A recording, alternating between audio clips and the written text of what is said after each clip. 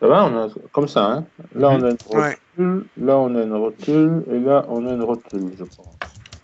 C'est ça. Donc, l'appui, c'est O, je crois. Hein.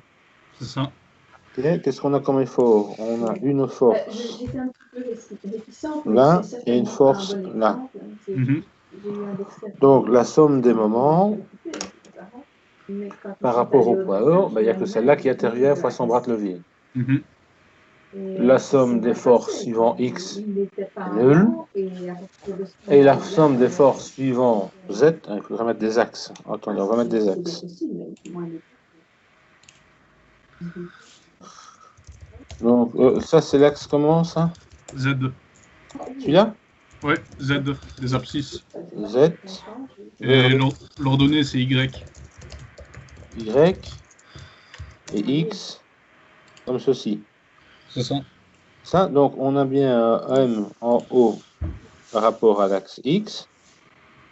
Et si on le fait tourner dans ce sens-là, on aura la force, celle-ci, fois le bras de levier, 2,2. OK? Plus le MOX est égal à 0 si je prends mon MOX ici. Oui, c'est ça. Oui, ça va? Idem pour la somme des forces verticales et des forces horizontales. Maintenant,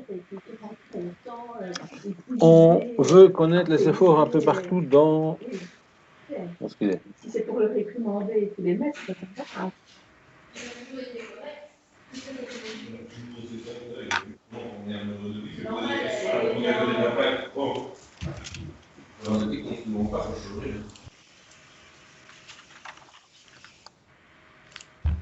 Ah oui.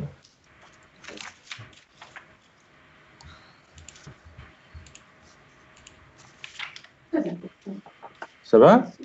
Ouais, ça va, ouais. Maintenant, on demande, je vois pas grand-chose ici. Donc, on demande de calculer, je suppose, les efforts en A et en B. On demande les efforts. Je vois plus très bien, je sais pas comment agrandir mon image. Ici, je pense que je peux agrandir. Il n'y a pas un zoom dessus? On demande de déterminer les efforts intérieurs exercés dans les sections droite S1, S2 et S3 des solides 1, 2, 3. Ah, mais je ne vois pas grand-chose. Oui, c'est ça. Ouais, il y a un S2 là, c'est ça? Ouais, c'est ça. C'est ça, oui. Donc le S2, qu'est-ce que vous avez comme effort? Si vous faites une coupe en S2. Il n'y a que celui à droite. Oui, hein? Monsieur? Donc, si je fais une coupe ici, il n'y aura que l'effort à droite, donc il va emmener un effort tranchant et un moment de flexion. Ouais. Oui. D'accord? Alors, ensuite, on a une coupe là et là. Oui. D'accord? Donc, il faut connaître les efforts qui sont transmis de la barre ici vers les deux autres barres. Très bien. Je vais vous abandonner. Merci beaucoup d'avoir. Je ne vois rien sur mon écran. Ouais, en fait, je suppose que vous êtes en train d'expliquer la résolution de l'exercice. C'est vraiment chouette de trouver. Tu ne vois pas la résolution de l'exercice? L'exercice que Olivier l'a demandé là, pour l'abri de train. Oui, c'est ce que vous êtes en train de faire. Ouais, mais vous êtes en train de partager l'explication, en fait, c'est ça? Oui. Parce qu'en fait, moi, j'ai pas accès, c'est bloqué sur la première image que vous avez mis. Redémarre le logiciel, redémarre Skype. Ok, d'accord. Moi, j'enregistre le tout et puis je vous mettrai la vidéo. Hein. Très bien, ça va faire du changement. Ouais. Donc, je vais voir comment se transfèrent les efforts de la première barre vers les deux autres barres en dessous. En fait, la barre au-dessus, elle est soutenue par quoi? Par un appui là et un appui là. Ouais. D'accord? Les appuis sont de rotule. Alors, le petit problème, c'est que... Oh oui, j'espère. Bien, je pense qu'on a fait le tout. Les rotules ici vont transmettre des efforts suivant X et Y, pas de moment. Oui. D'accord? Donc, je vais avoir 4 inconnus. Super. Oui. Alors, vous voulez qu'on revienne vers vous d'ici 5 semaines ou c'est vous qui venez vers nous? Donc, j'ai ici une inconnue Monsieur, par vous là allez, et monsieur, une inconnue par là. Ouais. Ah, super. Et Très ici, bien. une inconnue par là et une inconnue par là. Ça s'appelle Extra. comment? D Oh, merci beaucoup. et monsieur, C. vous aurez des efforts D, transmis par rapport à D X. et 1. C'est 1 là au-dessus. Celui qui est vertical, c'est... Ouais, je Ah, crois que l'articulation, c'est 1. ah, c'est au point Ouais. 1, quoi. Oui, oui. Oui, Ça va? c'est vrai, maintenant. Donc, ceci, ben, c'est équivalent à quoi? Une poutre. Est-ce que j'ai de la place ailleurs? Ah ouais. C'est une poutre comme ceci, avec un appui là et un appui ici, qui peut reprendre un effort comme ceci et aussi un effort comme ceci. Ah oui, ça ne bouge pas, ça, en fait. Ouais, d'accord, c'est fixe. Voilà. Donc, je peux calculer les réactions de l'appui. Ce qui est intéressant, je vous l'ai envoyé, je ne sais pas à qui j'ai répondu ça. La barre, là, c'est une bielle. Ouais, c'était à moi, ça, ouais. Si c'est une bielle, ça veut dire quoi? Ça veut dire que l'effort dans la bielle, il ne peut être que suivant la bielle. C'est-à-dire ça. C'est-à-dire que ben, je ne peux, la résultante des efforts XY ne pourrait être que dans la direction de la bielle. C'est la flèche verte, en fait, là, ouais. Puisqu'il n'y a aucun autre effort sur cette bielle-là, il n'y aura pas de changement de la direction de l'effort dans toute la bielle. Ce qui n'est pas le cas pour la poutre verticale, puisque elle, il y a un effort qui va s'amener ici. Donc, je connais, sur ma flèche verte, en dessous, je connais l'angle. Donc, j'ai une relation entre ici l'effort D suivant Z et D suivant Y. D'accord? Il y a une relation. Oh, il y a un petit cinquième, ça se passe pas super bien, oui, bah oui. Donc, il me reste quoi? 3 inconnus. Et l'angle, on l'a où? Par trigonométrie, non, tu peux le faire ici. Oui, Ah, hein, toutes les dimensions. Ah Hein. ouais, Non, désolé, j'avais pas vu. Voilà, à partir de là, ben, vous allez déterminer les efforts en D et en A suivant X et Y. Ben, ça revient exactement comme la poutre horizontale ici. Hein. Je connaissais un effort au bout, donc je peux calculer tout ce qui se passe dedans. Je prends ma barre ici. Je fais une coupe. Une coupe ici. Ben, là au-dessus, je vais transférer ces deux efforts-là. Ces efforts-là. Ils vont se répartir tout le long. Avec, attention ici, voir... ben, ici, je n'aurai que de la compression dans ma barre, puisque l'effort sera suivant la direction de la barre. Par contre, l'autre côté ici, si je fais une coupe, je ne sais pas où est la coupe, là, ben, je vais reprendre les efforts qui sont ici au-dessus, d'accord, qui se transmettent dans la barre, et il n'y aura que de la flexion et de la compression. Et de l'effort tranchant. Monsieur, si on coupe où il y a la bielle, là, vous voyez la coupure que vous avez fait où il y a la bielle? Ouais. On prend tout ce qu'il y a en D, A et à droite, on prend tout ce qu'il y a au-dessus. Tout ce qui est au-dessus, mais tu n'auras plus que les efforts en D, puisque tu as pris la barre du dessus, d'accord? Tu as calculé ces réactions d'appui. Ça va? Ouais. Non, les réactions d'appui, elles se transfèrent sur la bielle. C'est ça que je comprends pas. Ah oui, d'accord. Donc, en fait, on pourrait trouver DY grâce à AY et BY, à ce qu'il y a à droite, en faisant la somme de forces verticales, non? Comment? Vous voyez DZ, pardon, excusez-moi. Donc, on va dire la réaction d'appui en verticale. Ouais. On pourrait la trouver en faisant la somme des forces de AZ et de BZ tout à droite, non? Entre les chiffres qu'on compte déjà de manière... Attends, parce que les efforts DZ plus AZ, il est égal à 0. Oui. Et donne. Ah ben oui, il n'y a pas d'autres efforts horizontaux. Hein. Je comprends pas la transmission des efforts de la barre du dessus sur la rotule. J'ai le même problème sur un autre exercice où on a fait la même chose. C'est comme quand tu donnes la main à quelqu'un, s'il te tord la main, il exerce une torsion que tu récupères dans ta main. S'il tire dessus, tu as une traction. S'il la soulève, tu as un cisaillement. Donc, la barre du dessus, elle là. Oui. Ok. Ben, elle va, ce sont ses appuis ici. C'est un peu comme si j'avais des appuis au niveau du sol. Les efforts qu'il y a sur les appuis, ils vont se transmettre dans la barre suivante. Imagine, je mets 2 colonnes. Une colonne, 2 colonnes. D'accord? Elles sont encastrées. Ça va? Puis dessus, Ouais. je viens appuyer une barre dessus. OK? Mais les efforts qui sont sur cette barre-là, ils vont se transmettre dans les colonnes. Oui. Ils vont donc venir aux appuis qui sont ici, et c'est les appuis qui vont transmettre les efforts de la barre horizontale vers les colonnes. Oui. Donc, qu'est-ce que je peux faire? Ben, je pourrais calculer les efforts qui sont en tête de colonne, qui seront des appuis, d'accord? Et puis, ben, j'enlève tout ce qui est au-dessus, je garde les efforts qui sont là. Ça va? Oui, ok. Je garde les efforts qui sont en tête de colonne. Et je recalcule ma colonne avec les efforts qui sont en tête. Oui, ok, d'accord. Maintenant, quand on fait une coupe, l'avantage, c'est qu'on sait, on sait déterminer tous les efforts qui arrivent dedans. Si je fais ma coupe ici, je n'ai que cet effort-là qui vient dedans. Ça va? Si je fais une coupe, par exemple, dans une colonne ici, ben, il faudrait que je puisse déterminer tous les efforts qui arrivent dans la colonne ici. Ben, il y a quoi? Il y a cet effort-là, plus la réaction d'appui qui est là. En faisant, comme je viens de le dire, je calcule les efforts qui sont en tête de colonne. Je fais disparaître la poutre que je remplace par ces efforts-là. Ben, je peux calculer les efforts qu'il y a dans la colonne. C'est un peu comme ici. Donc, j'ai calculé les réactions d'appui au point D. D'accord? Donc, les réactions d'appui sont transférées dans la bielle. Il n'y a rien d'autre. Je ne peux pas rajouter d'autre chose.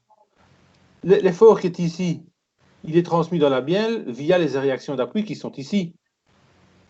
Ok. D'accord? Donc, on n'aurait pas su... C'est ça que j'avais dans un autre exercice.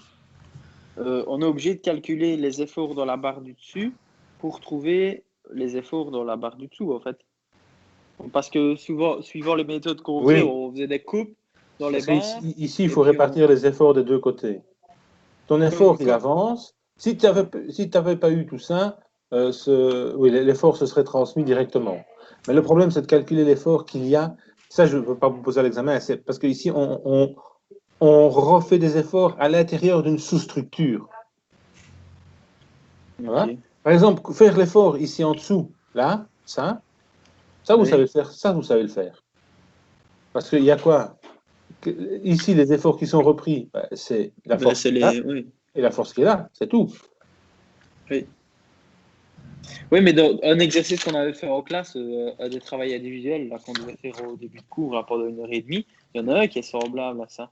Oui, je ne sais plus. Où on devait retransmettre les forces d'une barre dans celle du dessus, parce que en faisant celle du dessus, on ne savait pas de suite trouver les efforts avec les réactions d'appui de l'encastrement. Moi, c'est ça que je bloque depuis tantôt sur cet exercice-là. C'est le même principe. C'est ça. C'est ça, tu fais une transmission de barre par barre. Donc, impossible de faire celle du dessous avant de faire celle du dessus, quoi. Enfin, si, mais c'est plus compliqué. Ah oui, non, tu ne saurais pas. Il faut les efforts. Il faut les efforts. Donc, tu fais une coupe ici et tu as les efforts qui sont transmis par là. Hein? Ben oui. Et si tu voulais faire par en dessous, tu aurais les efforts d'appui qu'il faut remonter et les efforts qui viennent de la bielle qui remontent, quoi. Ouais. C'est ça qui me perturbe quand on dit qu'on fait une coupe et qu'on vire tout, c'est que quand on vire tout, on vire tout. En fait, c'est pour ça que... tu vires tout quand tu fais ta coupe ici, tu vires tout, mais tu gardes, tu vires tout, ce qui est en dessous, mais tout le dessus, tu le gardes. Oui, tu le gardes, mais comme tu as déjà ramené tous les efforts, en fait, si tu coupais ici, d'accord, et que tu voulais virer tout le dessous, il y a un problème à cause de cette liaison-là. Hein. Toi, tu tournes en rond, parce que tu peux pas... Cette partie-là, elle est en dessous et au-dessus. Ouais. Ok. Donc, tu es obligé, en enlevant l'élément là au-dessus, tu peux avancer progressivement dans la structure. Et les forces peuvent, je veux dire, si j'ai en 3D, une force peut se transmettre. Tu peux forcer dans un axe sur une barre et forcer dans un autre axe sur une autre, si elle est dans l'autre sens. Vous voyez ce que je veux dire ou pas? Sur une barre, s'il n'y a pas d'effort, c'est une bielle, donc tu ne sais avoir tes efforts que dans le sens de la bielle. Ok. Ouais, donc là, c'est transmis forcément comme ça. Et alors, une bielle, c'est bien quand tu as 2 rotules de chaque côté. Ok. Ça va? Si c'est soudé des 2 côtés, là, tu vas avoir un effort de flexion qui va apparaître. Ouais. Ok. Quand vous avez dit, monsieur, qu'on reportait les forces, là, qu'on trouvait de la bielle, c'est bien les flèches vertes que vous avez fait tout à l'heure, hein, ça? Oui, c'est ça. Ok, d'accord. Ouais. C'est ça. Ouais, d'accord. En fait, ça, ce que vous avez mis là en vert, c'est le report. Ok, d'accord. Ouais.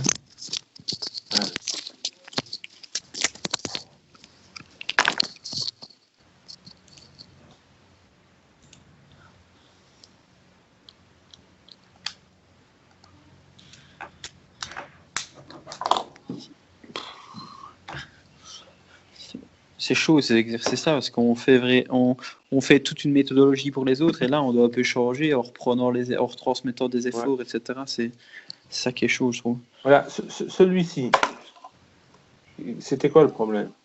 C'était pour un petit peu réexpliquer parce que, vous voyez, là, C'est chaque fois la même chose. le moment de flexion au point N, on considère la force CX, mais pas pour calculer le point, pas pour calculer le point B. Pourquoi si tu prends N, tu prends CX? Bah, quand je le mettais dans l'équation, ça allait. Quand Si je tu calculais prends... le moment de flexion. Tu fais ta copie ici. Tu prends ce qui est à droite. Hein. Tu prends ce qui est à droite. Donc, il y a cet effort-là qui va se décomposer suivant en XY. Donc, il va t'amener de la compression, du cisaillement, et les deux forces vont t'amener un moment. Parce que ici, monsieur, écoutez, regardez, si on coupe en... Qu'est-ce qui se passe? Putain.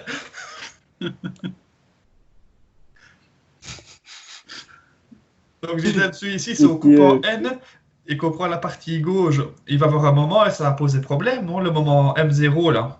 MO, pardon. Comment? Je disais, imaginons qu'on coupe en N et qu'on prend tout ce qui est à gauche, il va y avoir un souci parce qu'il y aura le moment en haut, là. Ah oui, tu dois reprendre ça va être compliqué, qui ça. sont là. Mais c'est trop compliqué, ça. Ben, c'est plus compliqué, oui.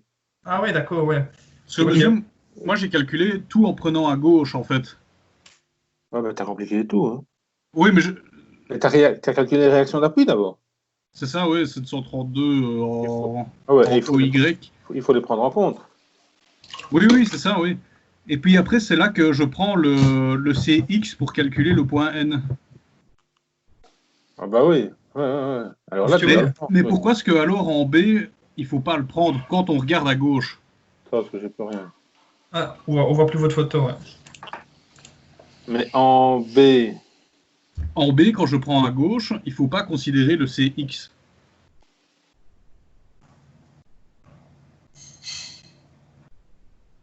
Parce qu'il est sur l'axe.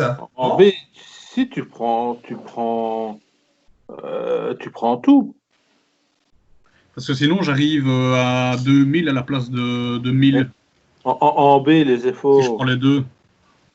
Les efforts en B, tu as... Donc, les 1414 newtons, des newtons, ça devient 1000 de chaque côté. C'est ça, oui. Ouais. Donc, ça me fait... en B, ben, j'ai un effort de traction de 1000. J'ai un effort de cisaillement de 1000. Et un moment de flexion qui est de 1000 fois 1 mètre. Ouais. C'est tout. Donc, si tu fais dans l'autre sens, tu dois y arriver à la même chose. Hein. Mais là, tu vas avoir tes 2000 que tu décomposes en 2 moments de flexion, plus du cisaillement, plus de la compression, plus les réactions d'appui, où tu as sûrement un moment qui va se propager tout le long, un effort de compression ou traction et un effort de cisaillement, plus un effort de flexion dû à l'effort suivant Y. Ah oui, tu n'as peut-être pas pris celui-là. Tu as le moment en haut qui va se propager tout le long, qui va remonter jusqu'en B. Tu as l'effort suivant X en B, en haut qui va se propager tout le long.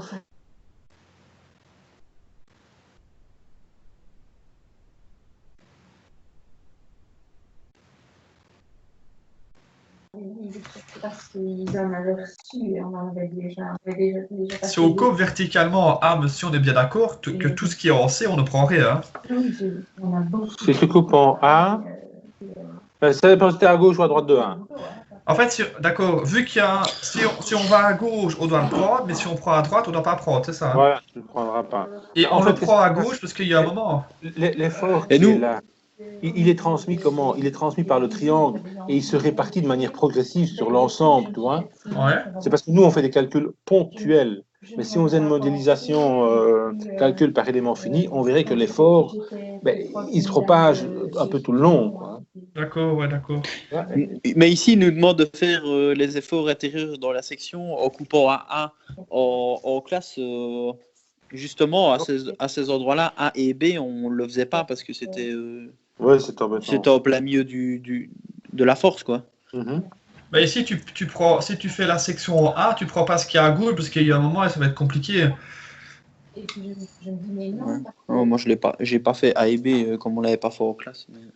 Et B, pour trouver B, j'ai coupé horizontalement, moi, donc j'ai pris tout ce qu'il y avait en dessous. C'était tout brûlé, en fait. Et alors, j'ai conditionné et quelques heures après, l'amélioration était facile.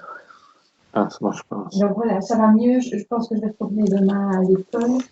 Voilà, aller travailler parce que vraiment. Oui, apparemment c'est ça. Hein. Apparemment c'est bien ça.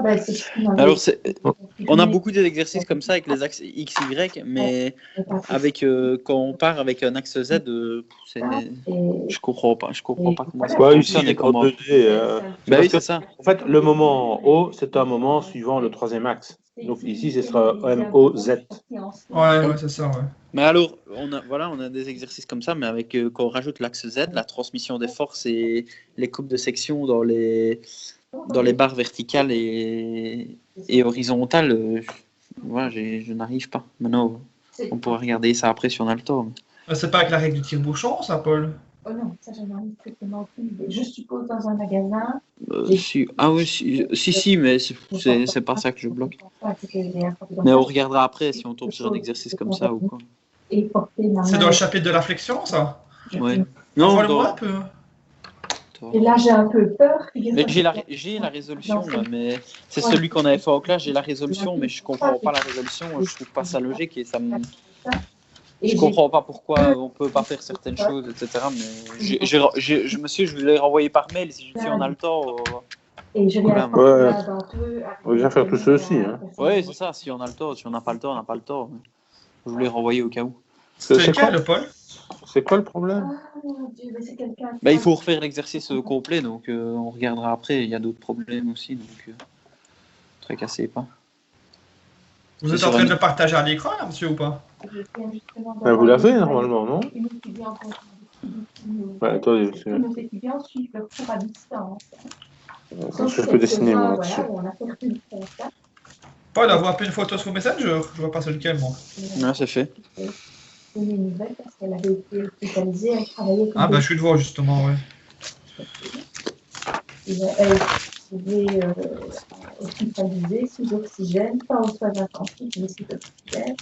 J'ai fait maintenant, ça commence à aller à tout. Parce que mon schéma, moi, j'ai fait un schéma, elle a disparu. Elle est toujours hospitalisée. Ah, mais c'est compliqué. Mais l'instrument n'est pas actif.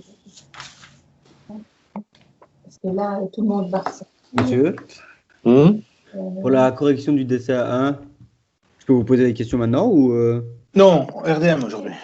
Je vous pose pas la question alors. C'est fini ça. Hein. Vous avez dit qu'on pouvait faire les corrections. Ben, tu peux corriger, oui. Et m'envoyer ta correction. Et si j'ai une question? C'est fini, ça. Moi, je passe à la suite.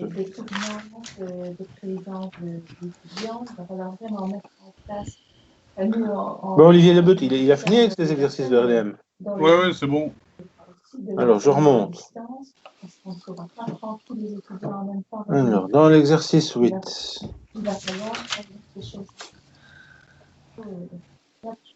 C'est quoi ça, l'exercice 8? Ouais, c'est moi, attendez, je vous l'ai envoyé par mail. L'exercice 8B du chapitre de torsion.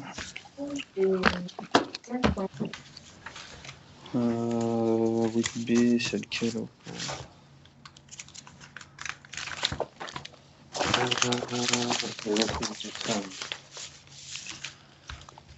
Torsion. La torsion, tu dis? Ouais. 8B. Je crois que c'est ça. Avec la suspension élastique, là. Mais attendez, j'ai mis quoi? Ouais, c'est ça, Oli. Oui, voilà. C'est avec la roue, là. Ouais. Donc, en gros, moi, mon problème, c'est que... Vous êtes devant, monsieur? Je me dis ça. Pardon? Le système immunitaire est assez mauvais. Et ça, ils n'ont pas voulu me tester. Ils m'ont dit, vous n'êtes pas en insuffisance respiratoire, on ne peut pas vous hospitaliser, donc on ne vous teste pas. Hein. Mais donc, tu parles de la torsion, hein, c'est ça? Oui, c'est avec la barre de torsion dans une voiture.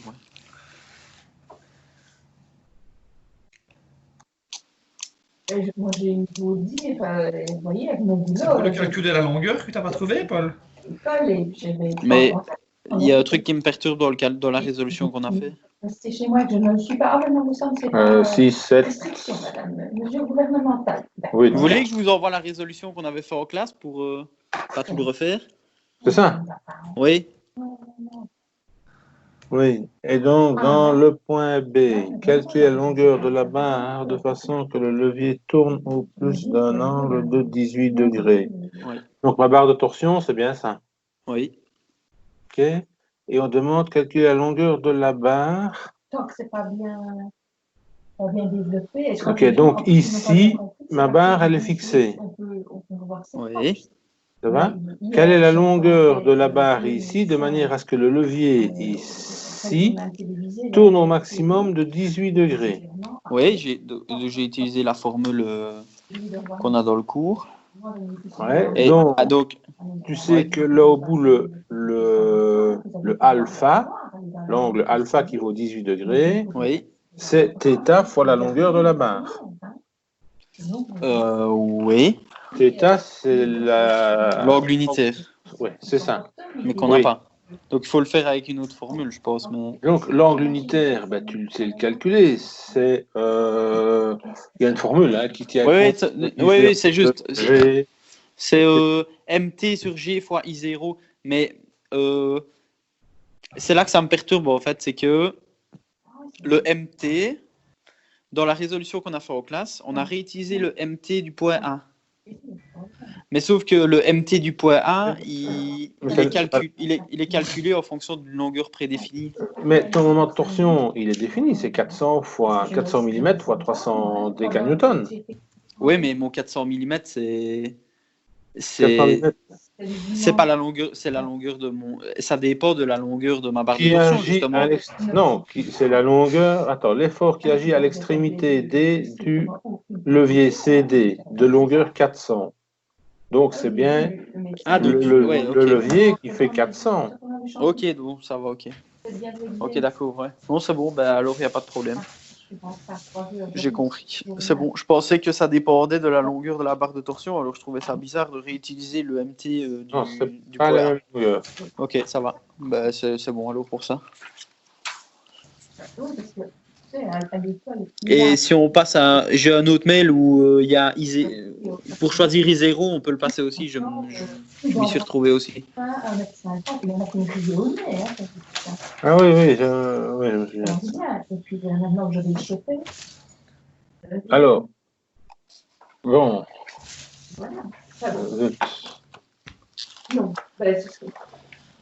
Il y a la torsion et la flexion. La torsion, on prend le I0 de torsion et en flexion, on prend le IZ ou IX ou IY, qui sont appelés I0, qui est lui le module de torsion. Ça, j'ai De retrouvé flexion, après. pardon. Ouais. Ça se ressemble fortement. Il y en a, c'est sur 32 et l'autre, c'est 64. Ouais. Alors, pourquoi est-ce que le 32 devient 16? C'est pi d4 sur 32. Ouais. Divisé par le rayon. Hein, c'est la Oui, c'est juste, longueur ouais. par rapport au centre.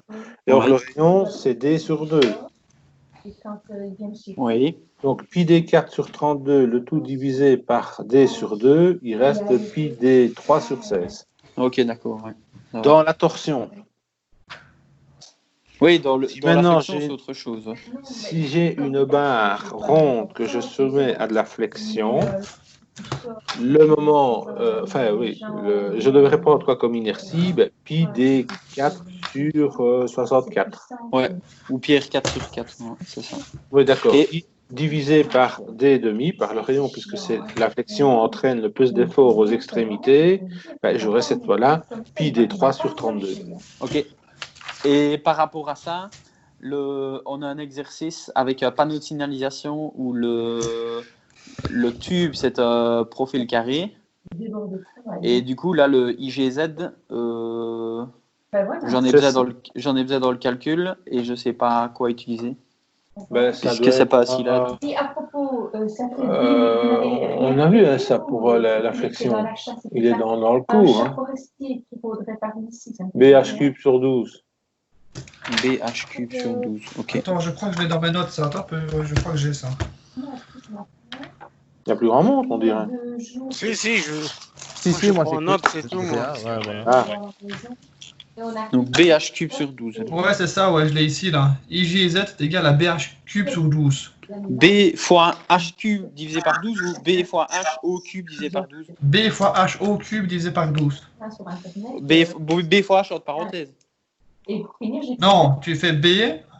En fait, c'est comme si tu isolais tout en parenthèse. Imagine Ouais, ok, B en d'accord. parenthèse, il n'y a que le H qui est au cube. Ok, ça va. C'est ça que je voulais savoir. Merci. Et j'ai une question sur le où il y a la rotule, là, l'exercice 8B, là. Ah oui, ça c'est Parce que moi, j'ai... 8B, attends, t'es encore C'est en torsion, là? C'est ou- avec la rotule, là, juste En torsion, ouais. Quel est le problème? On va dessiner les diagrammes. Tu as su calculer les réactions d'appui? Oui. Ça, oui. Ensuite, tu suis les flèches.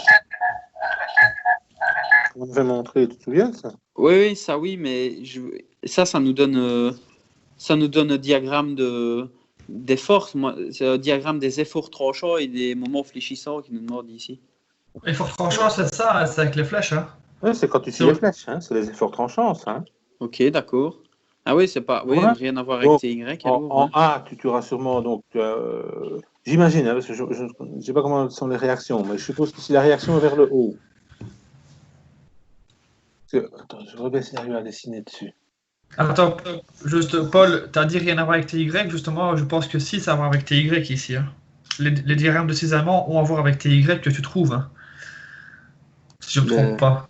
Ben oui, mais comment, justement ça là, tu vas avoir un effort. Maintenant, comment va se déformer la barre? Elle va peut-être faire un truc comme ça. Ou si l'effort F en C est beaucoup plus important, elle pourrait faire quelque chose comme ça. Ouais. D'accord? Donc, oui. il y a une réaction d'appui ici. Et une réaction comme ceci. Là, il n'y a qu'une réaction verticale. Oui. Forte chance que celle-ci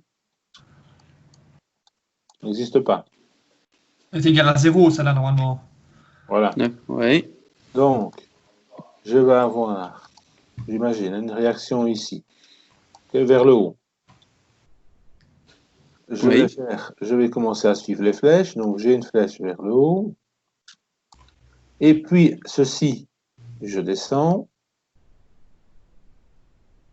quand il y a une charge répartie, monsieur, on descend toujours en biais comme ça?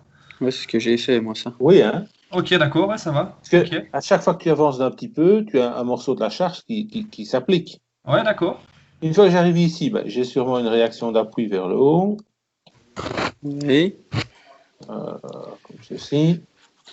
Donc, je suis la flèche, je remonte. Puis ensuite, il n'y a plus rien, je reste constant. Et puis je redescends pour suivre la dernière flèche et je reviens à 0. Ah, donc on redescend quand même. Ouais. Ok. Ah oui, On descend toujours à 0, ça, c'est ça, hein, quand on fait Oui. ça. Oui, sauf si elle est encastrée. Ok, d'accord, ça va. Ok. Ok, d'accord, ouais. Et par exemple, dans un calcul comme ici, où il y a la charge répartie, là, on ne doit pas la diviser en deux comme on avait déjà fait dans les exercices? Rien à voir ou... Je veux dire, on ne doit pas faire une seule force en Y quand il y a ça, ici. Attends, où ça? Où il y a la charge répartie. Je vous rappelle qu'à un moment donné, on faisait en sorte d'avoir qu'une force en Y. Ça va être pareil ici ou pas? Oui, non, quand tu la ramènes au centre, c'est pour calculer les réactions d'appui. Ah oui, donc il faut quand même le faire au début de l'exercice, quoi. Au Ok. début de l'exercice, pour calculer les réactions d'appui, donc les flèches rouges, tu vas ramener tout au centre. Ok, d'accord, ça va. Ok. Hein, tu peux faire l'intégrale, ça reviendra au même.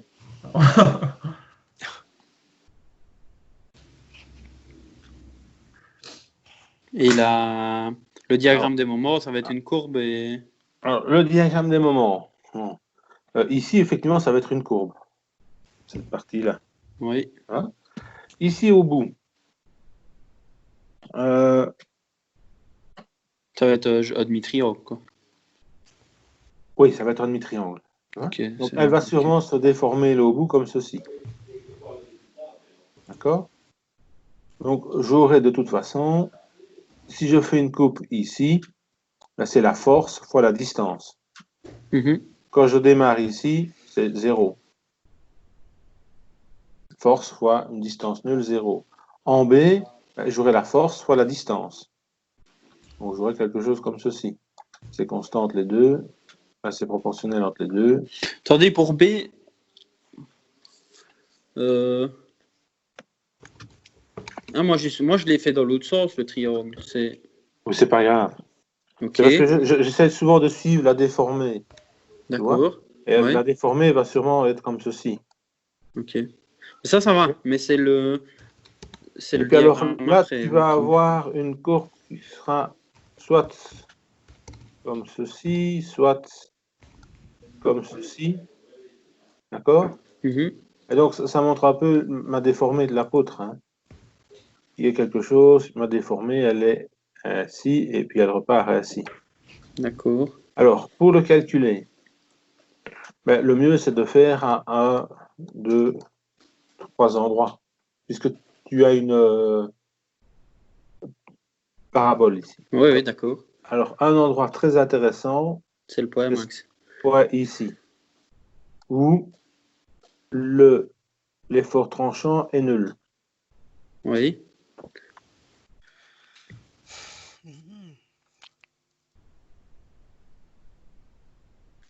Ça va, il y a une formule juste pour ça. Là où l'effort tranchant est nul, ça veut dire que la pente de l'effort tranchant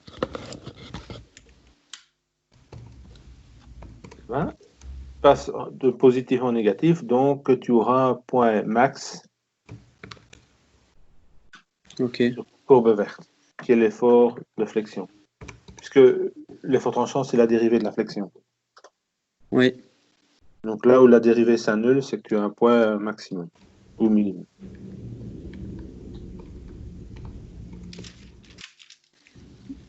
Et donc ça, on a les... Oui, puis après, pour les deux autres, on détermine une distance. Parce que là, il y a une formule toute faite pour le poids maximum, mais les deux autres poids, c'est en fonction de la distance qu'on va pouvoir... Ça sera la distance, hein. Oui, hein, tu prends un point, tu vas passer tout ça. Et donc, si tu prends un point ici, tu auras cette force-là qui va intervenir, fois la distance jusque-là. D'accord ? Ensuite, tu as la réaction d'appui fois cette distance-là. Attention au sens. Hein. Et ensuite, tu as cet effort-ci, d'accord, qui est multiplié, c'est l'effort unitaire de 600 newtons par mètre, multiplié par ta distance ici. Mon point d'appui, oui. Fois le bras de levier pour le moment. D'accord? Et le bras de levier, on va considérer que l'effort est réparti au mieux. Donc, je prendrai la moitié ici. Donc, je vais avoir ici, je vais avoir 600 multiplié par, si ceci c'est x, fois x, d'accord? Oui. C'est l'effort, multiplié par le bras de levier, x sur 2. Donc, tu as bien une équation du second degré. Donc, c'est bien une courbe. Ok. Donc, x sur 2. D'accord, ouais, ça va. Alors, à ceci, ça additionne le moment, les deux autres efforts. Hein. Et donc, plus tu vas avancer vers la droite, plus les efforts, les bras de levier vont augmenter, plus celui-ci va augmenter aussi. Et donc, à un moment, tu vas passer sûrement par un point nul. Puisque l'effort tranchant, par un maximum, pardon. Ok. Puisque l'effort tranchant a un point nul. Ça marche.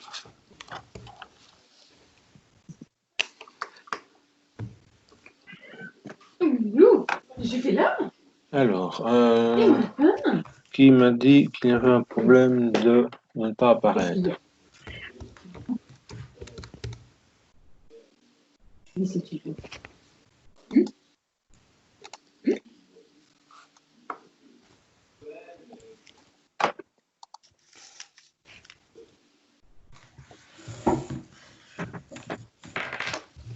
Monsieur, juste le x, c'était la distance?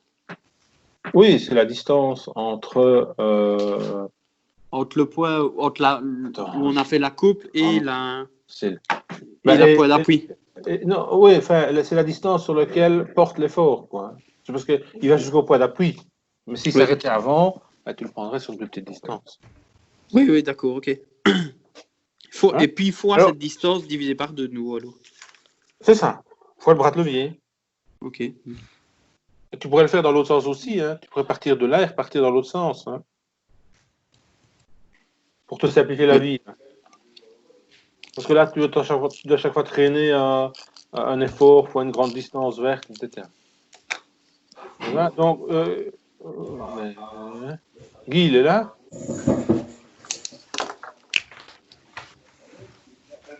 Guy. C'est qui ça? C'est quelqu'un qui est venu de temps en temps dans le fond de la classe, qui regardait beaucoup de vidéos, qui rigolait beaucoup avec son collègue, là, hein. Avec Mathias et je vois fond, tu vois. Et Gary. Le tableau. Le tableau de présence, là, avec les connexions. Oh, je ne l'ai pas partagé. D'accord, je croyais que vous l'avez mis sur Drive, ok. Non, on l'a reçu par mail. Ah, d'accord, oui, ça va, pas de souci. Oui, je l'ai envoyé par mail. Hein. Pourquoi on a considéré que le moment de flexion en D est égal à l'effort tranchant en D? Ça me paraît bizarre. Oui, en fait, je ne sais pas si c'est moi qui ai mal noté ou bien c'était comme ça en classe, mais en calculant le sigma, on a pris la formule, normalement, c'est le moment de flexion en D divisé par le moment quadratique. C'est ici, hein? Oui, c'est là. Voilà, c'est la sigma, là. Quand j'agrandis, ça tourne. Ouais. Oui. Il faut essayer de zoomer dans l'autre sens pour voir. Il faut tourner l'ordinateur aussi. C'est quoi ce truc? J'agrandis, pop. Voilà, en fait, pour calculer le sigma. Donc, si vous appuyez sur Shift, si vous appuyez sur Shift plus pour voir Shift plus ou Shift Control plus après.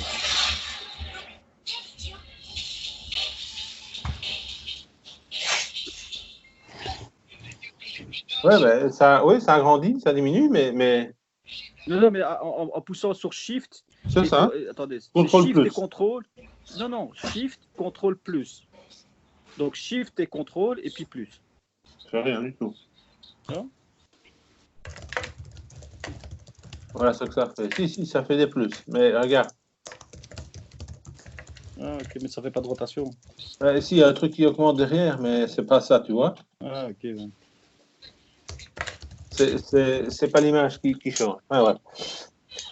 Donc le taux T, c'est l'effort T que tu as là au milieu. En fait, c'est tout en bas que j'ai un petit souci. C'est l'avant-dernière ligne. Voilà, c'est là. Le sigma, normalement. Là, tu mets 5667 et là au-dessus, tu as pris 17500. Donc normalement, c'est 17 000, hein, c'est pas 5 000. Hein. Oui, hein. D'accord. Je vois que c'est un moment de flexion ici. Oui, c'est ça, ça me semble ça aussi, parce que je sais pas, je crois que c'est en classe qu'on a mal noté alors. Parce que ça me paraît pas logique aussi qu'on prend. Regarde, à partir de là au-dessus, tu vas rechercher le profil qu'il faut. Hein? Oui, mais ça c'est fait, ça c'est pas de souci. Ça. Maintenant, une fois que tu connais le profil, tu peux recalculer les sigmas réels. Oui. Tu as calculé une section minimale. Dans le catalogue, tu as pris la poutre juste au-dessus. Oui. Donc, tu peux recalculer maintenant les contraintes réelles qui seront un peu plus petites puisque tu as pris une section un peu plus grande par rapport à ton D'accord. Moi, ma question, c'est juste pour les contraintes réelles pour la sigma. Normalement, c'est le moment de flexion D divisé par le moment quadratique.